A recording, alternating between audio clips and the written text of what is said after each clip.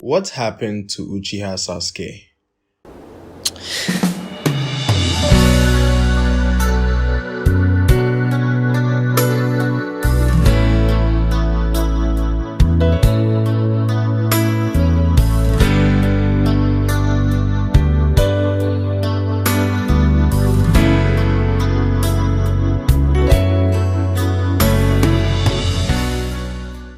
When I first read and watched Naruto, Sasuke appealed to me way more than Naruto. But over time, I began to appreciate the knuckle-headed ninja more than I probably thought I would. But this video is about Sasuke. I was what you would call a Sasuke wanker. Maybe it was because I shared the same birthday as Itachi who sings for Sasuke, but hey, who knows. I could defend this guy all the way to death row, at least until the end of the war when he wanted revelation. But I still liked his character. From his cool design to his badass demeanor, I was awestruck.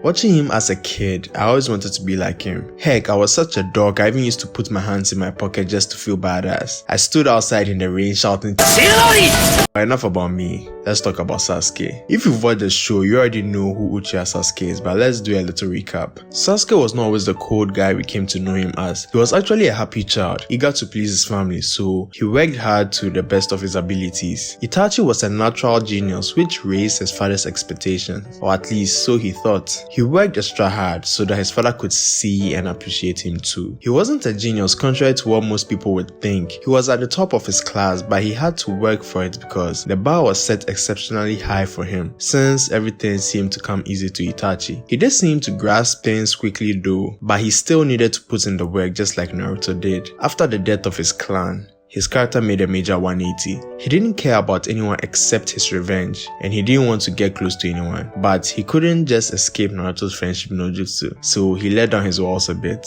But during part 1, if you watch Sasuke, he was one of the most brutal and ruthless characters in their group, and he always received constant criticism from Kakashi not to kill his enemies and take it easy. And although his angst would turn most people off, I didn't really mind it. I would be like, why is he always mad all the time? But it didn't matter to me anyway. But because he was so laser focused on his goal, he cut off his ties and went to Orochimaru. In Shippuden, Sasuke was unhinged. He was more ruthless and killed his enemies relentlessly. He did not show any mercy to his enemies. Heck, he even used his allies as pawns. He had a sense of danger to him, which was accompanied by his signature guitar theme.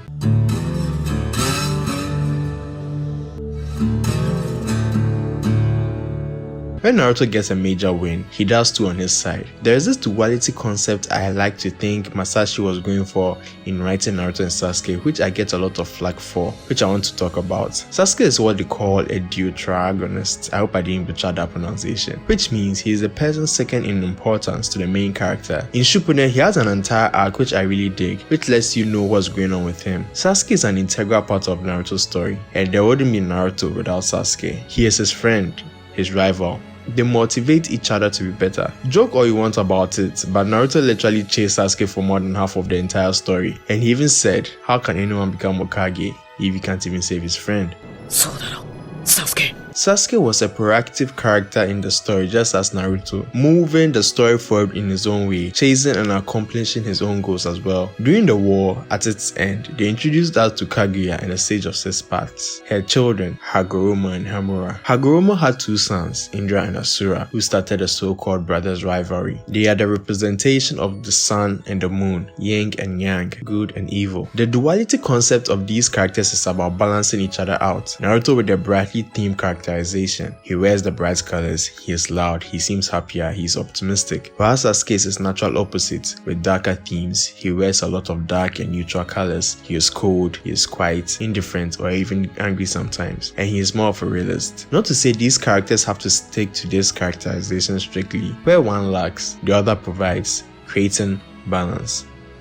Even in power scaling, but I'll let you guys rant about that in the comments since most of you guys will disagree with me with answers that stay obvious. But I personally believe in the balance because thematically it makes sense to me and how I interpret the show. Naruto and Sasuke were always at an impasse when it came to understanding each other. In the first part, Sasuke quote unquote won due to the fact that his will was greater in a sense and Naruto couldn't truly understand his feelings. Or you can say he pawned Naruto during the clash and Naruto just cracked his headband, but he also needed to win to help Naruto Naruto grow, in a sense. But in Shippuden, Naruto got a taste of what Sasuke was feeling. 初めから一人きりだったてめえに俺の何がわかるってんだああ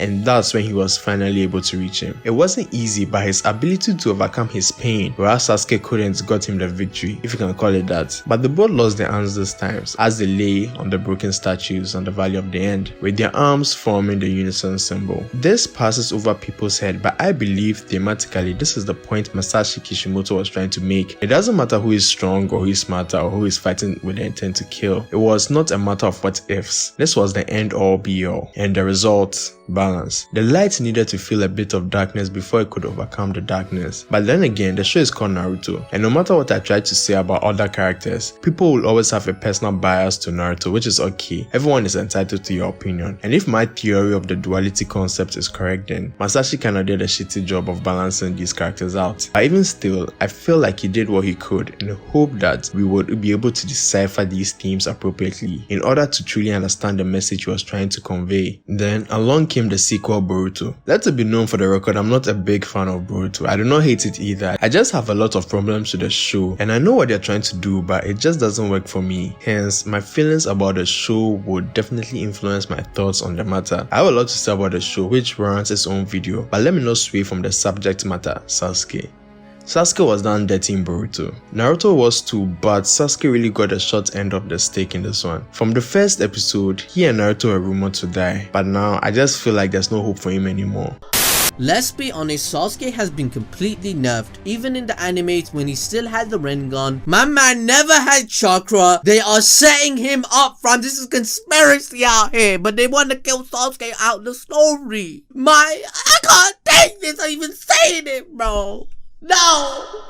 Mike made a joke about Sasuke being Kiba level, and even though it was a joke, I wouldn't be surprised if it's true. The show actually made us contemplate the power levels of Naruto and Sasuke and the powers they still retained after the war. It was said that Masashi felt like Naruto and Sasuke grew too powerful by the end of the war, so I guess this was his way of trying to even out the odds. Even though the show is about Boruto, I still believe that this could have been done a bit better. There were certain episodes and fillers that Sasuke did not need to be in, rather than include him and make him run out of chakra. Already, the Boruto show does not help out some of the legacy characters. I'm looking at you, Konohamaru.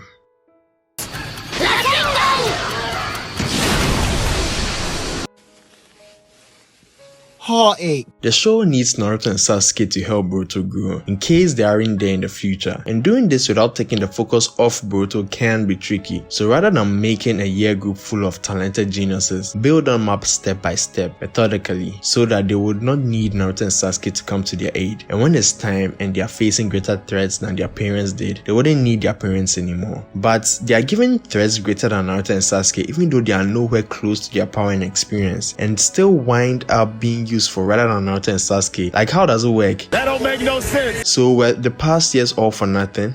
Given that this is the next generation, aren't they supposed to put in the work so that at least we can root for them when they finally make it? The power system states that when you inherit the karma, you also inherit the countless years of experience and battle prowess from the one who bestowed it upon you. This sort of writing irks me, to be honest. Already, the show doesn't do anything to make the characters endearing in the first place, and this just makes it worse. First off, Sasuke didn't do squat in the Ishiki fight. My nigga was literally used as a skateboard, bro. Naruto lost Kurama and Sasuke now lost his Rinnegan, which allowed him to use the space-time ninjutsu. Already, Sasuke was never shown to use any Rinnegan techniques apart from Ameno Tejikara.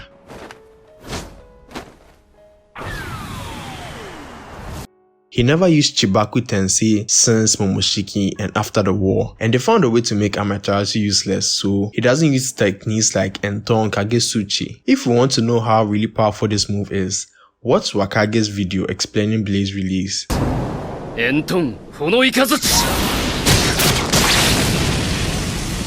Most of his techniques are now deemed useless in this era, due to the new power system, which is kinda sad. Sasuke is one of my all-time favorite characters in manga, heck even fiction. I fell in love with this character and it pains me to see how much he has regressed over the years. He was never the main character in the first place, which I get, but I think he could have been treated a bit better, rather than being a shell of who he is. This is not the Sasuke I fell in love with all those years. He could have been written in a way similar to Jiraiya, whom you still garner respect for even to this day. If Sasuke did not need to be in the story at a certain point, don't add him. By adding him and just making him useless just ruins the character for me. All the nuance and character development the character has received all these years are just reduced to nothing, making him even an annoyance to the story. The Sasuke in Boruto is not my Sasuke, and I know Boruto can bring some mixed feelings among fans. Some hate it, some love it, and some, like me, appreciate it for what it is. And even though I'm still not much of a fan, I can't help but feel that there could be a better way to develop the characters beautifully without the need to downplay the previous generation. Heck, they did it in Naruto with characters like Kakashi or Minato or even Madara, so why can't they do it here? I could go on, but it would seem more like a rant, and I want to leave that for when I'm ready to talk about Boruto. Hopefully, I made my point. Finally, these are just my thoughts and opinions on the character made by reading the manga and watching the anime, so they are not facts. If you disagree about something, let me know down in the comments and let's have a meaningful conversation on the matter. If you like this video, give it a like. What do you like about Uchiha Sasuke? And what's your thoughts about his characterization in Boruto? And be sure to subscribe and ring the bell icon to be alerted when I finally talk about Boruto. With that said, thank you very much for watching, and remember to keep moving forward.